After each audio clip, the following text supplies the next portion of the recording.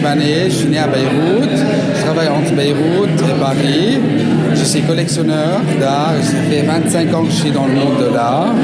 On a ouvert cet espace pour être un espace public, pour exposer les artistes libanais à Beyrouth.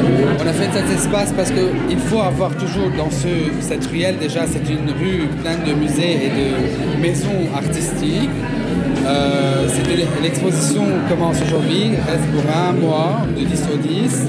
On a appelé l'expo Enchanted, le monde enchanté, parce qu'on a besoin d'un peu de magie durant cette période. On expose 10 artistes libanais. On a décidé durant cette période, parce que, comme vous savez, le Liban est passé par une période assez dure, assez macabre, noire. Alors on a décidé de réallumer les étoiles et lancer la galerie en décembre.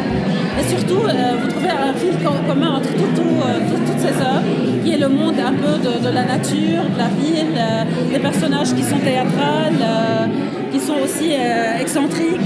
Donc on voulait un peu séduire les gens et les solliciter à venir à la galerie. Merci beaucoup. Finalement, dans les années Covid, j'ai décidé de repeindre et j'ai fait une grosse collection chez moi à la maison et j'ai décidé d'exposer dans cette galerie parce que je connais très très bien le galeriste qui s'appelle Charbel, c'est un ami. C'est quelqu'un qui adore l'art et c'est quelqu'un qui sait exactement le marché de l'art, comment il fonctionne. Voilà, déjà le thème, il est assez particulier. Avant de produire ces toiles, j'ai un peu vu ce qui se passait un peu au Liban. Et le théâtre et le cinéma n'étaient pas très abordés. Je suis chanteur d'opéra, donc je vis dans les coulisses, je vis dans le maquillage, je vis dans les couleurs, je vis dans les costumes, les personnages. Et donc j'ai décidé de peindre ça, et surtout de peindre des personnages un peu schizophrènes, des personnages doubles.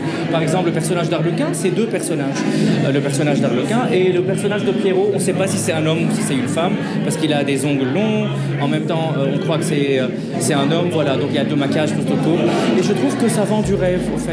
Il ne faut pas oublier qu'on est toujours en mise en scène. Je suis un peintre et sculpteur, à la base architecte d'intérieur.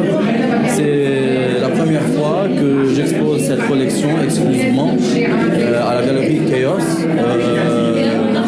Ce qui m'intéresse à propos de l'art, que l'art peut transmettre un message unique. Et suivant mes sculptures, j'ai essayé de transmettre la critique, comment créer un schéma personnel. C'est pour cela que j'ai utilisé la couleur pour donner plus de vie. I'm the artist of this sculpture and another one with the plastic. I chose to do to put my artworks here in Chaos Lebanon gallery because the owners, they believe in artists and in emerging artists. So this painting, sculpture painting, it's inspired by a woman I used to go visit when I was 13 years old in Bebet Tebeni. It's one of the poorest areas in Lebanon. So I was 13, I went to her house. Her job is to peel onion and garlic for restaurants. And she used to take 500 lira, 500 lira back then per kilogram. Her story touched me a lot because her little baby boy was bitten by a rat in his head.